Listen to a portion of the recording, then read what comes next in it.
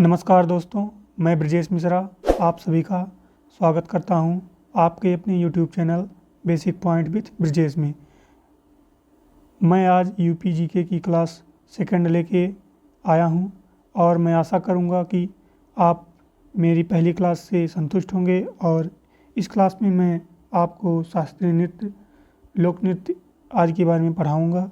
दोस्तों, यदि आपको वीडियो अच्छा लगता हो तो लाइक करें और अपने दोस्तों के साथ शेयर करें और चैनल को सब्सक्राइब ज़रूर करें।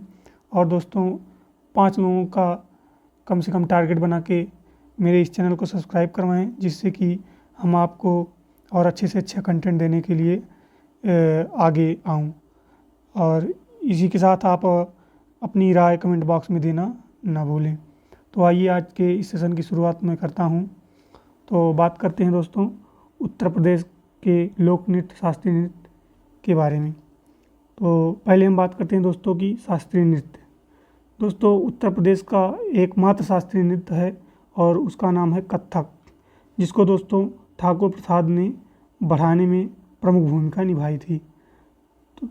और दोस्तों, कथक का सर्वाधिक विकास दोस्तों अवध के नवाब वाजिद अली के दरबार से हुआ था। कथक का विकास सर्वाधिक अवध के नवाब वाजिद अली के दरबार से हुआ था। और बिंदादेन ने दोस्तों कथक के साथ ठुमरी गायन की शुरुआत की थी। अर्थात दोस्तों, ठुमरी गायन का कथक के साथ में शुरुआत किसने किया था? तो बिंदादेन ने दोस्तों किया था। अब हम बात करते हैं दोस्तों कथक से संबंधित महत्वपूर्ण व्यक्तियों की। तो उसमें सबसे पहला नाम दोस्तों जो आता है वह बिरजू महाराज का आता है। दोस्तों, ये नाम बहुत इंपॉर्टेंट है। तो बिरजू महाराज किस शास्त्रीय नृत्य से संबंधित थे? तो कथक से संबंधित है। और उत्तर प्रदेश का एकमात्र शास्त्रीय नृत्य क्या है? तो वह कथक है। और दोस्तों, शंभू महाराज, इसी के साथ शंभू महाराज, लच्छू महाराज और तारा देवी, ये सभी दोस्तों कथक के लिए प्रसिद्ध व्यक्ति हैं। और अब हम बात करते हैं दोस्तों लोक नृत्य की और उसके क्षेत्र। तो दोस्तों, ये जो बात करते हैं पहले हम कर्मा दोस्तों सोनभद्र और मिर्ज़ापुर ज़िले में प्रसिद्ध है और यहीं पे किया जाता है। और हम बात करते हैं दोस्तों आला। तो आला दोस्तों यह एक लोकगीत है और जो कि वीर रस में गाया जाता है और इसको महोबा और बुंदेलखंड क्षेत्र में ज़्यादा किया जाता है दोस्तों उत्तर प्रदेश के। अब हम बात करते हैं रासलीला, जिसको रसिया भी कहते हैं दोस्तों। तो यह बरसाना में होता है। और कजरी दोस्तों यह मिर्ज़ापुर में बहुत प्रसिद्ध है। पाई डंडा, राई, धुरिया, सहरा, ये सभी बुंदेलखंड में दोस्तों किया जाता है। और राई की अगर हम बात करें दोस्तों तो यह महिला मयूर अवस्था में उपस्थित होती हैं।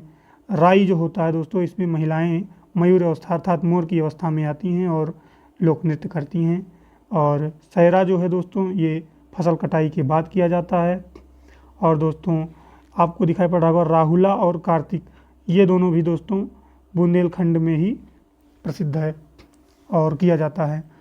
और चरकुला, लंगुरिया, होरी, दोस्तों हम जो होली बोलते हैं उसको दोस्तों ब्रजभूमि में दोस्तों उसको होरी बोलते हैं। और झूला, ये सभी दोस्तों ब्रजभूमि में किया जाता है। और चरकुला दोस्तों यह बहुत ही इम्पॉर्टेंट है, इसको आप ज़रूर याद रखिएगा कि ब्रजभूमि का क्या है दोस्तों, चरकुला कहाँ किया जाता है? तो ब्रजभूमि के क्षेत्र में किया जाता है। और नटवरी, बिरहा, सोहर और धोबिया, ये सभी पूर्वांचल में किए जाते हैं। और बिरहा की अगर हम बात करें दोस्तों तो यह पूरे यूपी का लोकगीत है दोस्तों। जो बिरहा है दोस्तों यह पूरे उत्तर प्रदेश का लोकगीत है। और जोगनी की अगर हम बात करें दोस्तों तो यह उत्तर प्रदेश के मंदिरों के साधुओं द्वारा किया जाता है। जोगनी नृत्य जो है वह दोस्तों लोक नृत्य जिसको बोलते हैं दोस्तों, वह उत्तर प्रदेश के मंदिरों के साधुओं द्वारा किया जाता है। और छोलिया दोस्तों आप देख सकते हैं यहाँ पे छोलिया उत्तर प्रदेश के राजपूतों द्वारा किया जाता है। चौरसिया की अगर हम बात करें दोस्तों तो यह जौनपुर में। और कव्वाली या नकटा जिसको बोलते हैं यह दोस्तों अवध में प्रचलित है। कव्वाली और नकटा दोस्तों यह अवध में प्रचलित है। और लावड़ी व 72 बील जिसको बोलते हैं यह रुहेलखंड क्षेत्र में प्रचलित लोक नृत्य है। और पूरन भगत दोस्तों यह भी साधुओं द्वारा किया जाता है। पूरन भगत जो है दोस्तों यह साधुओं द्वारा किया जाता है। और रागनी व ढोला, या पूरन भगत, रागनी व ढोला, ये सभी पश्चिमी यूपी में किए जाने वाले लोक नृत्य हैं दोस्तों। अब हम बात करते हैं दोस्तों उत्तर प्रदेश के प्रमुख ऐतिहासिक स्थल, धार्मिक स्थल और पर्यटन स्थल की। दोस्तों थोड़ा सा ये आपको दिखाई नहीं पड़ रहा होगा साफ साफ, तो इसके लिए मैं माफ़ी चाहूँगा आपसे, ऐसा नहीं होगा, इसके लिए मैं पूरा ध्यान रखूँगा। और इसी के साथ दोस्तों हम आगे बढ़ते हैं। हम बात करते हैं उत्तर प्रदेश के प्रमुख ऐतिहासिक पर्यटन स्थल, धार्मिक पर्यटन स्थल और जो है दोस्तों ऐतिहासिक पर्यटन स्थल की। तो अब हम बात कर लेते हैं दोस्तों, यूपी के 3 स्मारक विश्व धरोहर सूची में शामिल हैं। दोस्तों इसका मतलब क्या है कि दोस्तों उत्तर प्रदेश के 3 स्मारक जो हैं वह विश्व धरोहर सूची में शामिल हैं, जिसको यूनेस्को द्वारा शामिल किया जाता है। यूनेस्को द्वारा, यूनेस्को जो है दोस्तों यहाँ यूएनओ का अंग है, यूएनओ का अंग है दोस्तों यूनेस्को। तो कौन कौन से दोस्तों 3 स्मारक जो विश्व धरोहर सूची में शामिल है उत्तर प्रदेश के, तो वह फतेहपुर सीकरी है, ताजमहल है और आगरा का किला है। यूपी के राज्य पर्यटन विकास निगम की स्थापना, उत्तर प्रदेश के राज्य पर्यटन विकास निगम की स्थापना दोस्तों 1974 में किया गया था। दोस्तों कब किया गया था, तो 1974 में किया गया था। और 1998 में प्रदेश को पर्यटन उद्योग का दर्जा मिला था। और 1998 में दोस्तों का क्या मिला था, उत्तर प्रदेश को पर्यटन उद्योग का दर्जा मिला था। यूपी में कौन सा स्थल किस स्मारक या पर्यटन के लिए प्रसिद्ध है दोस्तों, अब इसकी हम बात कर लेते हैं। तो दोस्तों हम बात करते हैं इलाहाबाद की। तो इलाहाबाद में दोस्तों इसको कुंभ की नगरी कहा जाता है, आपको इतना पता ही होगा दोस्तों, मैं आगे की वीडियो में बात भी कर चुका हूँ। और दोस्तों यहाँ पे हर 12 साल पे कुंभ का मेला आयोजित किया जाता है। चंद्रशेखर पार्क जो है दोस्तों यहाँ भी इलाहाबाद में ही है। और इसका पुराना नाम दोस्तों अल्फ्रेड पार्क था, और जो है दोस्तों चंद्रशेखर आज़ाद पार्क दोस्तों इसका नाम पड़ गया, क्योंकि यहीं पे चंद्रशेखर आज़ाद जी ने अपने आप को गोली मारकर शहीद हो गए थे। और आनंद महल की अगर हम बात करें दोस्तों, तो यह भी उत्तर प्रदेश में के इलाहाबाद में है। और गंगा व यमुना का संगम भी दोस्तों इलाहाबाद को बोलते हैं। और यहीं पे दोस्तों जोधाबाई का महल भी स्थित है। और हम बात कर लेते हैं दोस्तों लखनऊ को। तो लखनऊ को दोस्तों ये तो सबको लगभग पता होगा कि नवाबों का शहर लखनऊ को कहा जाता है, और बागों का शहर भी लखनऊ कहा जाता है। दोस्तों बाग तो दोस्तों लाखों होते हैं, तो लखनऊ से लाखों हो गया दोस्तों, तो बागों का शहर लखनऊ होता है दोस्तों। बेगम हजरत महल पार्क की अगर हम बात करें दोस्तों, तो यह भी लखनऊ में ही है। मोती महल दोस्तों लखनऊ में है। छोटा व बड़ा इमाम बाड़ा की अगर हम बात करें दोस्तों, तो यह भी लखनऊ में ही है। और काकोरी शहीद स्थल दोस्तों यहाँ लखनऊ में स्थित है। और अब हम बात कर लेते हैं दोस्तों अयोध्या में। तो अयोध्या में दोस्तों कनक भवन मंदिर। दोस्तों कनक भवन मंदिर कहाँ पे है, तो दोस्तों अयोध्या में है। कनक को आप जनक से रिलेट कर सकते हैं, जनक जी कहाँ के थे, तो अयोध्या से संबंधित है। तो अर्थात आप याद रख सकते हैं कि कनक भवन मंदिर कहाँ पे है दोस्तों, अयोध्या में है। तुलसी गार्डन की हम बात करें दोस्तों, तो यह अयोध्या में है। सूरज कुंड दोस्तों यह भी अयोध्या में ही थोड़ा दूरी पे स्थित है, लेकिन अयोध्या में ही आता है। और दोस्तों हम वाराणसी की अगर हम बात करें, तो गंगा के 84 घाट दोस्तों यह भी वाराणसी में ही है। विश्वनाथ मंदिर की अगर हम बात करें दोस्तों, वाराणसी में है। मार्कंडेय मंदिर की अगर हम बात करें, तो दोस्तों यहाँ भी वाराणसी में ही है। अशोक स्तंभ दोस्तों यह बहुत ही महत्वपूर्ण है। अशोक स्तंभ दोस्तों कहाँ पर है, तो यह वाराणसी में है। और देश की सबसे ऊंची बुद्ध प्रतिमा, भारत की दोस्तों बुद्ध की सबसे ऊंची प्रतिमा जो है वह वाराणसी में है, उत्तर प्रदेश के वाराणसी में, जो कि 80 फीट की है। और बुद्ध थीम पार्क की बात करें तो दोस्तों यहाँ भी वाराणसी में ही है। साक्षी विनायक मंदिर दोस्तों यह भी वाराणसी में ही है। तो आप दोस्तों याद कर लीजिएगा। दोस्तों अगर हम बात करते हैं अभी आगरा में, तो आगरा में दोस्तों ताजमहल है, लाल किला है, फतेहपुर सीकरी। दोस्तों आगरा में ताजमहल है दोस्तों, और लाल किला दोस्तों दिल्ली में भी है और आगरा में भी है। जो प्रसिद्ध है दोस्तों वह दिल्ली का है, लेकिन यह दोस्तों आगरा में भी है। और फतेहपुर सीकरी दोस्तों यह आगरा में है। दोस्तों जामा मस्जिद भी दिल्ली में है और आगरा में भी है, और आप इन्हें याद रखिएगा। और बुलंद दरवाज़ा दोस्तों यह भी आगरा में ही है। जोधाबाई महल की अगर हम बात करें दोस्तों, तो यह भी आगरा में ही है। शेख सलीम चिश्ती की दरगाह की अगर बात करें हम दोस्तों, तो यह आगरा में है। और पंचमहल दोस्तों कहाँ पे है, तो आगरा में है, आप याद कर लेना। और ललितपुर की अगर हम बात करते हैं दोस्तों, तो ललितपुर में माता टीला है। 31 जैन मंदिर दोस्तों, यह बहुत महत्वपूर्ण है। 31 जैन मंदिर कहाँ पे है, तो दोस्तों याद रखिएगा कि यह ललितपुर में है। उत्तर प्रदेश के ललितपुर में 31 जैन का मंदिर स्थित है। और राजघाट दोस्तों यह भी ललितपुर में है। और दिल्ली में भी राजघाट है जी, जो कि महात्मा गांधी का समाधि स्थल है। और दोस्तों अब हम बात कर लेते हैं मथुरा की। तो मथुरा जो है यह कृष्ण जन्मस्थली है। मथुरा जो है यह कृष्ण की जन्मस्थली है। कोकिल वन दोस्तों यहाँ पे है, कोकिल वन मथुरा में है। रसखान की समाधि दोस्तों याद कर सकते हैं कि रसखान की समाधि कहाँ पे है, तो दोस्तों मथुरा में है। अब हम चंदौली की बात करते हैं दोस्तों, ये बहुत इंपॉर्टेंट है। चंद्रप्रभा डैम दोस्तों, चंद्रप्रभा डैम कहाँ है, तो चंदौली में है। आप दोस्तों यहाँ भी ये देख सकते हैं, चा से ए भी स्टार्ट है और चा से ए भी स्टार्ट है। तो चंदौली चंद्रप्रभा। और चंद्रप्रभा वन्य जीव अभ्यारण्य भी कहाँ पर है, तो वह चंदौली में ही है। तो दोस्तों ये भी चा से स्टार्ट है। दोस्तों आप देख सकते हैं दोस्तों, ये भी चा से स्टार्ट है, ये भी चा से स्टार्ट है और ये भी चा से ही स्टार्ट है। तो आप याद कर सकते हैं कि चंद्रप्रभा डैम कहाँ पर है, तो चंदौली में है। चंद्रप्रभा वन्य जीव अभ्यारण्य कहाँ पे है, तो दोस्तों वहाँ भी चंदौली में ही है। अब हम बात करते हैं दोस्तों झांसी की। तो झांसी में झांसी का किला है, रानी का महल है। झांसी की रानी दोस्तों आप सबको पता ही होगा कि झांसी जी की रानी ही बोला जाता है। तो झांसी का किला और झांसी महल, सॉरी दोस्तों, झांसी का किला और रानी महल दोस्तों ये झांसी में है। गणेश मंदिर की अगर हम बात करें दोस्तों, तो यह भी झांसी में ही है। और राजकीय संग्रहालय दोस्तों, ये बहुत इंपॉर्टेंट दोस्तों, राजकीय संग्रहालय कहाँ पे है, तो यह उत्तर प्रदेश के झांसी में है। उत्तर प्रदेश के झांसी जिले में क्या है, राजकीय संग्रहालय। राजकीय मतलब उत्तर प्रदेश का संग्रहालय कहाँ पे है, तो दोस्तों यह झांसी में है। और हम बात करते हैं दोस्तों कुशीनगर की। तो बिरला बुद्ध मंदिर दोस्तों कहाँ पे है, तो कुशीनगर में है। दोस्तों बुद्ध जी का जो महापरिनिर्वाण यानी कि उनकी मृत्यु जो हुई थी वह कुशीनगर में हुई थी। तो कुशीनगर में स्वाभाविक बात है कि बुद्ध जी के प्रतिमा मूर्ति इत्यादि होने स्वाभाविक बात है। तो बिरला बुद्ध मंदिर या कुशीनगर में है। बुद्ध का शयन मुद्रा, शयन माने कि निद्रावस्था, अर्थात वो वहाँ पे उनकी देहावसान हुआ था, तो इसीलिए शयन मुद्रा में वहाँ पे उनको एक मूर्ति है। तो कहाँ पे है दोस्तों, कुशीनगर में है। विशाल मंदिर दोस्तों कहाँ पे है, कुशीनगर में है। और महापरिनिर्वाण मंदिर यह भी दोस्तों कुशीनगर में है और यह बुद्ध से संबंधित है। और बात करते हैं दोस्तों कानपुर की। कानपुर में बिठूर और जेके मंदिर दोस्तों, ये दोनों कहाँ पे है दोस्तों, तो ये कानपुर में है।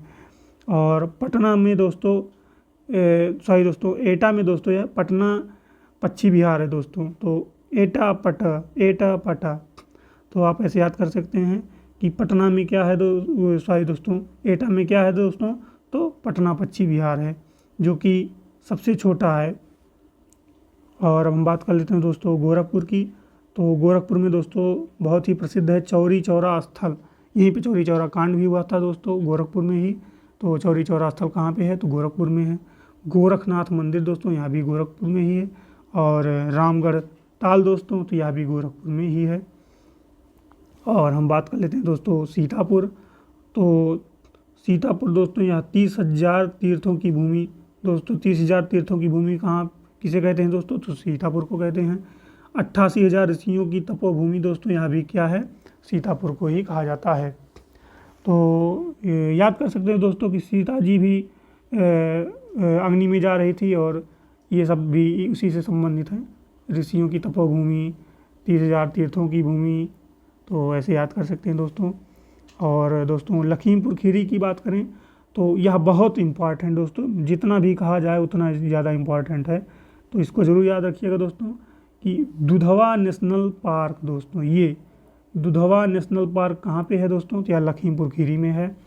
और इंदिरा मनोरंजन पार्क कहाँ पे दोस्तों, यह लखीमपुर खीरी में है दोस्तों। इसको बहुत याद रखिएगा दोस्तों, ये बहुत ही इंपॉर्टेंट है कि दुधवा नेशनल पार्क कहाँ है, तो लखीमपुर खीरी में स्थित है। और हम बात कर लेते हैं दोस्तों मेरठ की। तो मेरठ को पांडवों की राजधानी दोस्तों किसको कहा जाता है, मेरठ को कहा जाता है। और हस्तिनापुर कहाँ पे है दोस्तों, तो यह मेरठ में स्थित है। और गाजीपुर की बात करते हैं दोस्तों, लॉर्ड कॉर्नवालिस का मकबरा दोस्तों जो है ये गाजीपुर में स्थित है। लॉर्ड कॉर्नवालिस का मकबरा कहाँ पे है दोस्तों, गाजीपुर में स्थित है। और हम बात कर लेते हैं दोस्तों कन्नौज को। तो कन्नौज जो कि इत्रों के लिए भी बहुत ही प्रसिद्ध है, तो यहाँ उसकी हम बात नहीं करेंगे, उसकी बात हम अभी आगे की वीडियो में या फिर आने वाली वीडियो में हम बात करेंगे। लाख बहोसी पक्षी विहार दोस्तों, लाख बहोसी पक्षी विहार कहाँ पे है दोस्तों? तो यहाँ कन्नौज में है। जयचंद का किला जो है दोस्तों, यह भी कन्नौज में ही है। और पंचवटी मंदिर की अगर हम बात करें तो यह भी कन्नौज में ही है। और ज्ञान केंद्र यानी नॉलेज पार्क जिसको बोलते हैं दोस्तों, यह कहाँ पे है दोस्तों? ये कन्नौज में है। और अभी हम बात कर लेते हैं दोस्तों रिहंद बांध की। तो रिहंद बांध दोस्तों कहाँ पे है? सोनभद्र में है। और गोविंद वल्लभ पंत सागर दोस्तों, गोविंद वल्लभ पंत सागर कहाँ पे स्थित है? तो यह भी सोनभद्र में ही है। और कौन सा शहर किस उद्योग के लिए प्रसिद्ध है दोस्तों? अभी इसकी हम बात कर लेते हैं कि कौन सा शहर किस उद्योग के लिए प्रसिद्ध है दोस्तों। थोड़ा सा आपको नहीं दिखाई पड़ रहा है, उसके लिए मैं माफ़ी चाहूँगा।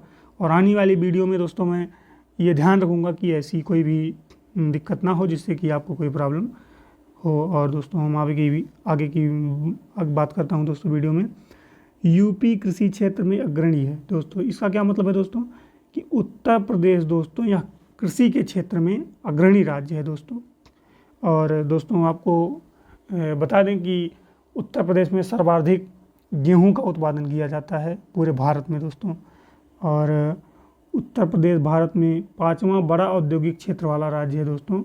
ये याद रखिएगा दोस्तों कि उत्तर प्रदेश 5वां सबसे बड़ा औद्योगिक क्षेत्र वाला राज्य है।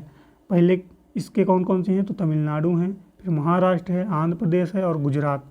इसके बाद में दोस्तों 5वें नंबर पर क्या आता है? अपना उत्तर प्रदेश आता है। और यूपी के प्रमुख उद्योग की अगर हम बात करते हैं तो कपड़ा उद्योग है, चमड़ा है, कांच है, दिया सलाई है और औषधि है।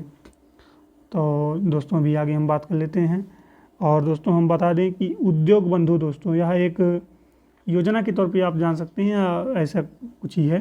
तो उद्योगों के विकास के लिए इसको स्थापित किया गया था। किसको दोस्तों? उद्योग बंधु को। कब स्थापित किया गया था? तो 1981 में दोस्तों इसको स्थापित किया गया था।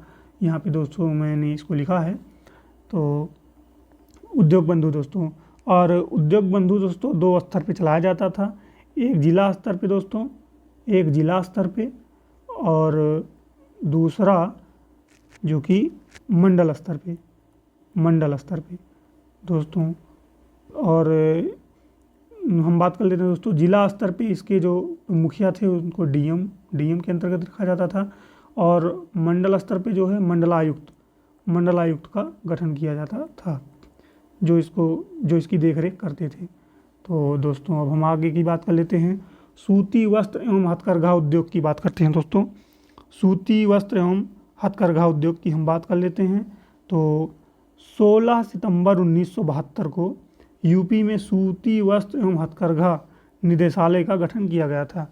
तो यूपी में सूती वस्त्र एवं हथकरघा निदेशालय का गठन कब किया गया था? तो 16 सितंबर 1972 को किया गया था। अब हम बात कर लेते हैं दोस्तों सूती वस्त्र उद्योग में उत्तर प्रदेश भारत में तीसरे स्थान पर स्थित है। तो सूती वस्त्र उद्योग में दोस्तों उत्तर प्रदेश भारत में तीसरे स्थान पर स्थित है। और पहले पे दोस्तों महाराष्ट्र, दूसरे पे दोस्तों गुजरात। दोस्तों कभी कभी गुजरात पहले पे आ जाता है, महाराष्ट्र तो ऐसे थोड़ा देख लीजिएगा दोस्तों। वैसे अपना उत्तर प्रदेश जो है यह तीसरे स्थान पे आता है।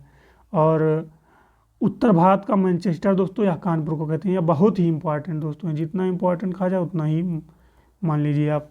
उत्तर भारत का मैनचेस्टर किसको कहते हैं दोस्तों? कानपुर में कहते हैं। यहाँ दोस्तों कई बार एग्जाम में यहाँ तक कि दोस्तों इसको यूपीएससी में इंटरव्यू में इत्यादि में भी पूछ लिया जाता है। और यूपी में पूर्व का ग्रास किसको कहते हैं दोस्तों? तो कन्नौज को कहते हैं। हम वाराणसी की बात करते हैं दोस्तों। तो हथकरघा सिल्क की साड़ियाँ कहाँ पे दोस्तों प्रसिद्ध हैं? तो वाराणसी की हथकरघा सिल्क की साड़ियाँ प्रसिद्ध हैं। और फर्रुखाबाद की बात करते हैं तो यहाँ पे छीट, छपाई और रंगाई का काम किया जाता है। कहाँ पे किया जाता है? फर्रुखाबाद में। किसका काम किया जाता है दोस्तों? छीट का, छपाई का और रंगाई का काम किया जाता है। और हम बात कर लें तो दोस्तों लखनऊ की। तो लखनऊ जो है दोस्तों चिकन की कढ़ाई के लिए प्रसिद्ध है। चिकन की कढ़ाई के लिए क्या प्रसिद्ध है दोस्तों? तो लखनऊ, अपने उत्तर प्रदेश में क्या प्रसिद्ध है? लखनऊ प्रसिद्ध है। यहाँ पे चिकन की कढ़ाई की जाती है दोस्तों। ये बहुत इंपॉर्टेंट है दोस्तों, इसको याद रख लेना। और यह एग्ज़ाम में भी पूछा जा चुका है। और हम बात कर लेते हैं दोस्तों सीतापुर। तो सीतापुर में जो है दरियाँ जो बिछाई जाती हैं हम लोगों के घर में, वही दरिया जो है कहाँ पे बनाई जाती हैं दोस्तों, उत्तर प्रदेश के सीतापुर में। और मुजफ्फरनगर की हम बात करें तो मुजफ्फरनगर में दोस्तों कंबल। और वाराणसी की अगर हम बात करें तो रेशमी साड़ियाँ दोस्तों, बहुत इंपॉर्टेंट दोस्तों, रेशमी साड़ियाँ कहाँ की प्रसिद्ध हैं, तो वाराणसी की रेशमी साड़ियाँ प्रसिद्ध हैं। अब हम बात कर लेते हैं पीतल एवं अन्य उद्योगों की, अन्य धातु उद्योगों की। तो विभिन्न उद्योग और ज़िले कौन से हैं इसके लिए देख लें दोस्तों। तो पीतल की मूर्तियाँ दोस्तों, पीतल की मूर्तियाँ कहाँ पे प्रसिद्ध हैं, तो मथुरा एवं मुरादाबाद में। दोस्तों एक गाना भी था, याद नहीं आ रहा है मुझको, तो मथुरा से संबंधित उसमें गाने में था, तो याद नहीं आ रहा है, नहीं बताते हम। तो पीतल की मूर्तियाँ दोस्तों कहाँ पे प्रसिद्ध हैं, तो मथुरा और मुरादाबाद में प्रसिद्ध हैं। पीतल के बर्तन की अगर हम बात करें दोस्तों, तो यहाँ मुरादाबाद और वाराणसी में प्रसिद्ध हैं, यहीं पे बनाई जाती हैं दोस्तों। ताला उद्योग के लिए दोस्तों क्या प्रसिद्ध है, अलीगढ़। अलीगढ़ दोस्तों ताला उद्योग के लिए बहुत ही प्रसिद्ध है। और कैंची उद्योग की अगर हम बात करें तो दोस्तों मेरठ। कत्था उद्योग की बात करें तो बरेली। और चाकू उद्योग की बात करें तो रामपुर। चाकू उद्योग के लिए दोस्तों क्या है, तो रामपुर है। और हम बात करते हैं दोस्तों लकड़ी व फर्नीचर उद्योग की, कि लकड़ी व उससे फर्नीचर उद्योग कहाँ पे विकसित अवस्था में है उत्तर प्रदेश में। तो लकड़ी के खिलौने दोस्तों जो है ये लखनऊ और वाराणसी में बनाए जाते हैं। लकड़ी के खिलौने कहाँ बनाए जाते हैं दोस्तों, तो लखनऊ, लकड़ी के खिलौने दोस्तों लखनऊ एवं वाराणसी में बनाए जाते हैं। और लकड़ी के फर्नीचर की अगर हम बात करें दोस्तों, तो यह बरेली, हाथरस और आगरा में बनाए जाते हैं। और लकड़ी पर नक्काशी की अगर हम बात करें दोस्तों, सहारनपुर एवं नगीना में किया जाता है। नक्काशी दोस्तों और नगीना दोस्तों सेम शब्द से वर्ण से स्टार्ट है, तो आप याद रख सकते हैं कि लकड़ी पर नक्काशी कहाँ, नगीना, और कहाँ, सहारनपुर ना, इसमें भी ना आ रहा है, उसमें भी ना आ रहा है। और खेल का सामान की हम बात करें तो खेल के सामान दोस्तों मेरठ एवं आगरा में। खेल के सामान कहाँ पे दोस्तों, मेरठ एवं आगरा में। बेंत की छड़ियाँ की अगर हम बात करें तो ये बरेली दोस्तों, बरेली में। अभी हम अन्य उद्योग की बात करते हैं तो चूड़ी उद्योग के लिए दोस्तों क्या प्रसिद्ध है, फिरोजाबाद। दोस्तों फिरोजाबाद में चूड़ी आपको बहुत ही सस्ती मिलती हैं, और यह प्रसिद्ध है चूँकि वहीं से बन के आती हैं। और मिट्टी के खिलौनों की अगर हम बात करें तो यह आगरा में है दोस्तों। और चीनी मिट्टी के बर्तन की अगर हम बात करते हैं दोस्तों, तो यह खुर्जा, गाजियाबाद एवं लखनऊ में दोस्तों। चीनी मिट्टी के बर्तन दोस्तों कहाँ पे, खुर्जा, गाजियाबाद एवं लखनऊ में। इत्र की दोस्तों बात करते हैं दोस्तों, तो यह कन्नौज दोस्तों। अभी तो पीयूष जैन दोस्तों कन्नौज के ही थे, इत्र के व्यापारी थे दोस्तों, पकड़े भी गए थे, तो आपको वैसे भी पता चल गया होगा और हमको बताने की भी ज़रूरत नहीं होगी, तो लेकिन मैं बता देता हूँ कि इत्र के लिए दोस्तों क्या प्रसिद्ध है, तो वह कन्नौज है दोस्तों। और दवाई की अगर हम बात करते हैं दोस्तों, तो दवाई के लिए कानपुर, झांसी और लखनऊ। कानपुर, झांसी और लखनऊ किसके लिए प्रसिद्ध दोस्तों, तो यहाँ दवाई के लिए प्रसिद्ध है। सिगरेट की अगर हम बात करता हूँ दोस्तों, तो गाजियाबाद और सहारनपुर। सिगरेट की अगर हम बात करते हैं दोस्तों, तो यहाँ गाजियाबाद और सहारनपुर में इसके कारखाने स्थित हैं और यहीं पे प्रसिद्ध हैं दोस्तों ये। इलेक्ट्रॉनिक वस्तुओं की अगर हम बात करते हैं दोस्तों, तो नोएडा और गाजियाबाद दोस्तों। गाजियाबाद को इलेक्ट्रॉनिक सिटी भी कहा जाता है दोस्तों। तो यह साहिबाबाद जो है यह गाजियाबाद में ही स्थित है। और दिया सलाई की अगर हम बात करते हैं दोस्तों, तो यह बरेली में प्रसिद्ध है। बरेली से दोस्तों बनता है, वहाँ पे बहुत ही प्रसिद्ध है दिया सलाई। दिया सलाई का मतलब दोस्तों होता है माचिस, जो हम घर में अपने यूज करते हैं दोस्तों, सबको पता होगा। लेकिन दिया सलाई से हो सकता है आपको ना पता हो, लेकिन दिया सलाई उसी को कहते हैं, माचिस जो हमारे घर में यूज किया जाता है। और अन्य महत्वपूर्ण तथ्य की अगर हम बात करते हैं दोस्तों, तो क्या है, डीजल लोकोमोटिव वर्क्स दोस्तों, यह वाराणसी में है दोस्तों। बहुत ही इंपॉर्टेंट है दोस्तों, इसको ज़रूर याद कर लीजिएगा दोस्तों। डीजल लोकोमोटिव वर्क्स कहाँ पे है दोस्तों, तो यह वाराणसी में है। और उर्वरक कारखाना दोस्तों यह गोरखपुर और प्रयागराज 2 स्थानों पे है। राष्ट्रीय ताप विद्युत निगम जिसको एनटीपीसी दोस्तों बोलते हैं, सिंगरौली सोनभद्र में है दोस्तों। कहाँ पे है, सिंगरौली सोनभद्र में स्थित है। और तेल शोधक संयंत्र की अगर हम बात करते हैं दोस्तों, तेल शोधक संयंत्र यह दोस्तों मथुरा में है। और टेलीफोन इंडस्ट्री दोस्तों, ये देख लीजिए दोस्तों, टेलीफोन इंडस्ट्री दोस्तों यह रायबरेली और नैनी प्रयागराज में ही स्थित है। प्रयागराज जो कि प्रयागराज का पुराना नाम दोस्तों इलाहाबाद था। और दोस्तों हम बात कर लेते हैं एल्यूमिनियम की। तो एल्यूमिनियम जो है दोस्तों रेणुकूट, सोनभद्र में स्थित है एल्यूमिनियम के कारखाने दोस्तों। और हिंदुस्तान एल्यूमिनियम कारपोरेशन या रेणकोण सोनभद्र, जिसको हम दोस्तों हिंडाल्को बोलते हैं दोस्तों, हिंडाल्को, हिंदुस्तान एल्यूमिनियम कारपोरेशन दोस्तों, यह इसका फुल फॉर्म हो जाएगा दोस्तों, हिंदुस्तान एल्यूमिनियम और कारपोरेशन दोस्तों। कहाँ पे है दोस्तों? तो यह रेणकोट सोनभद्र में स्थित है। और कृत्रिम अंग निर्माण कहाँ पे दोस्तों किया जाता है? तो यह कानपुर में किया जाता है। सीमेंट कारखाना दोस्तों कहाँ पर है? तो यह चुर्क एवं डल्ला दोनों मिर्ज़ापुर में ही है। सीमेंट कारखाने कहाँ पर स्थित हैं? चुर्क एवं डल्ला में। कहाँ पे है दोस्तों? तो मिर्ज़ापुर में स्थित है। ट्रांसफार्मर फैक्ट्री की अगर हम बात करते हैं, जिससे दोस्तों हमारे यहाँ लाइट वाइट सप्लाई की जाती है, तो आपको पता ही होगा, तो ये झांसी में दोस्तों है, झांसी में। ट्रांसफार्मर फैक्ट्री दोस्तों कहाँ पे है? तो यह झांसी में है। और यूपी का पहला सॉफ्टवेयर तकनीक पार्क की अगर हम बात करते हैं दोस्तों, तो यह गौतम बुद्ध नगर नोएडा में है। उत्तर प्रदेश का पहला सॉफ्टवेयर तकनीक पार्क कहाँ पे है? तो यह गौतम बुद्ध नगर नोएडा में स्थित है। और बायो तकनीकी पार्क की अगर हम बात करते हैं दोस्तों, तो यह लखनऊ में स्थित है। बायो तकनीक पार्क की अगर हम बात करते हैं दोस्तों, तो कहाँ पे स्थित है? यह लखनऊ में स्थित है। देश की तीसरी सबसे बड़ी रेल कोच फैक्ट्री, देश की तीसरी सबसे बड़ी रेल कोच फैक्ट्री कहाँ पे है दोस्तों? तो यह रायबरेली में है। और हम बात कर लेते हैं दोस्तों अभी कुछ अन्य महत्वपूर्ण उद्योगों की। तो कुछ अन्य महत्वपूर्ण उद्योगों में दोस्तों सुरमा उद्योग, फर्नीचर उद्योग और काष्ठ की नक्काशी। काष्ठ माने दोस्तों होता है जैसे कि ये काठ के समान होते हैं दोस्तों, आपको पता होगा, अगर गांव से बिलोंग करते हैं तो दोस्तों ज़रूर ही पता होगा। तो काष्ठ की नक्काशी बरेली दोस्तों, सुरमा उद्योग, फर्नीचर उद्योग, काष्ठ की नक्काशी दोस्तों, ये सभी कहाँ पे किए जाते हैं? तो ये दोस्तों बरेली में किया जाता है। और कालीन उद्योग की अगर हम बात करते हैं दोस्तों, तो यह भदोही में प्रसिद्ध है दोस्तों और किया जाता है वहाँ पे। सॉफ्टवेयर उद्योग दोस्तों यह नोएडा में। और प्लाईवुड उद्योग की बात करते हैं तो नजीबाबाद बिजनौर में दोस्तों। और मार्बल उद्योग दोस्तों आगरा में। तो और ताजमहल भी दोस्तों मार्बल का ही बना है, तो आप ऐसे ही याद कर सकते हैं कि मार्बल उद्योग कहाँ पे दोस्तों? यहाँ आगरा में है। और दोस्तों बीड़ी उद्योग दोस्तों यह मिर्ज़ापुर में। दोस्तों गांव में आप देखते ही होंगे कि जिनके पास थोड़ा रुपये कम होते हैं वो बीड़ी पीते हैं। तो बीड़ी उद्योग कहाँ पे दोस्तों किया जाता है? मिर्ज़ापुर में किया जाता है। और अभी हम बात कर लेते हैं दोस्तों यूरिया उर्वरक कारखाना की। यूरिया उर्वरक कारखाना दोस्तों इसको इफ़को बोलते हैं दोस्तों, इफ़को, या फूलपुर प्रयागराज में स्थित है दोस्तों। फूलपुर प्रयागराज में क्या स्थित है दोस्तों? तो यूरिया उर्वरक कारखाना इफ़को जिसको बोलते हैं। और हिंदुस्तान एरोनॉटिक्स ये कहाँ पे है दोस्तों? तो लखनऊ और कानपुर में, दो स्थानों पे है। भारत हैवी इलेक्ट्रिकल्स लिमिटेड जिसको भेल बोलते हैं दोस्तों, या झांसी दोस्तों, झांसी, वाराणसी और अमेठी में है। भेल दोस्तों, भेल की अगर हम बात करते हैं दोस्तों, तो यह एक नवरत्न कंपनी है, नवरत्न कंपनी के अंतर्गत आता है दोस्तों। और इसी के साथ दोस्तों हम आज के इस सेशन की समाप्ति करता हूँ। और आशा करता हूँ दोस्तों कि मेरे द्वारा दिए गए सारे तथ्यों से आप संतुष्ट होंगे और आपको अच्छा लगा होगा। और अगर आपको दोस्तों अच्छा लगा है तो दोस्तों वीडियो को लाइक करिएगा, चैनल को सब्सक्राइब करिएगा और कम से कम 5 लोगों के पास फॉरवर्ड ज़रूर करिएगा। और आपका सहयोग हमारे लिए बहुत ही महत्वपूर्ण है। इसी के साथ दोस्तों आज की इस सेशन की समाप्ति करता हूँ। जय हिंद, वंदे मातरम, धन्यवाद।